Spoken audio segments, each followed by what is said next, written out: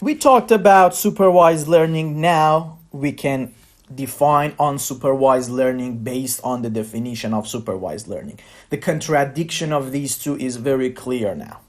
In contrast to supervised learning, we have unsupervised learning problems, another broad type of problems in machine learning, and the methods related to these problems.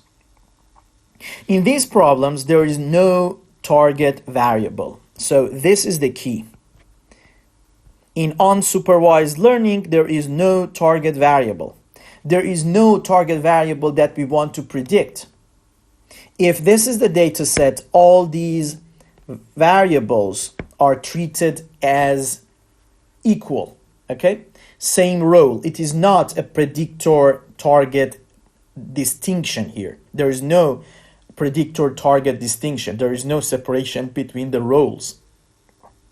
There is no variable to supervise the learning method. So there is no ed here to supervise the learning method. These are the methods that try to understand the relationship between variables or relationship between observations, cases, items, and records. So these are our records, these are our items, right?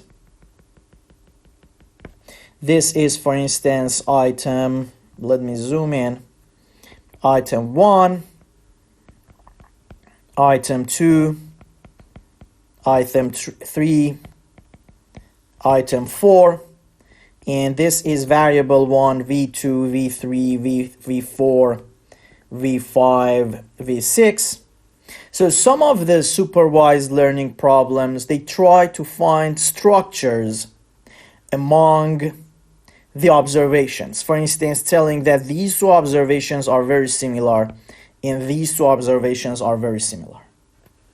And some of the unsupervised learning methods they are about relation between the variables. Let's say we can put all these three variables into a variable, let's call it C1, and all these three variables, we can combine them to C2. So instead of working with 6 variables, then we would work with 2 variables, which is quite fine, and it's a quite big progress, because then we can easily visualize this data set and work with this data set in a more tractable way. Okay? Here's the point, that we do not understand all these unsupervised methods or categories of unsupervised learning methods in this module. We only study this one. We learn methods that find similar observations based on the variables. They put observations into a few clusters comparing to the number of observations. In any case, they try to discover hidden structures. Okay, so this is the very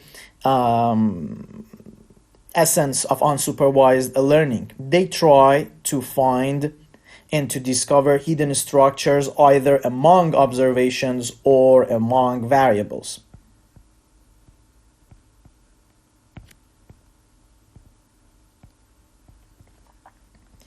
And we talk about observations. Clustering is a method that belongs to unsupervised learning methods. They try to discover similar groups of observations. So clustering methods, so there are many clustering methods out there. They are all methods that they try to discover similar groups of observations, as I showed you here. They try to find similar groups of observations, and we are going to learn one of these methods.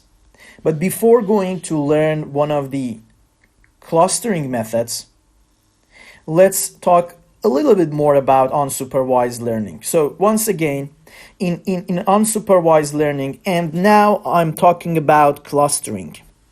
So it's not all the methods of unsupervised learning, but specifically one of the methods of unsupervised learning, or one of the family of methods of unsupervised learning, clustering.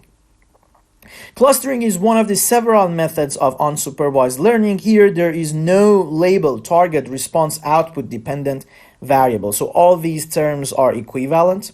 There is no target. So if we look at this picture, these are not available. So there is no target variable. The only thing that we have is a set of features. And we ask the learning algorithm that here is clustering to find similar observations for us based on the features. The features can be color, here can be size, can be shape or other stuff, but there is no target variable or predictor. And clustering tends to lump up similar items based on these features into a few groups. These groups are called clusters. So this one is cluster 1, this one is cluster 2, and this one is cluster 3. So once again, there is no target. The method tries to find similar objects without knowing that what these objects are. So without having a target, without having a supervisor. And the example is clustering method that discovers these 3 types of mangoes. I think now it's clear that what is supervised and what is unsupervised learning. And even we have some understanding of clustering. So far, so good. Let's go and talk about clustering in more details.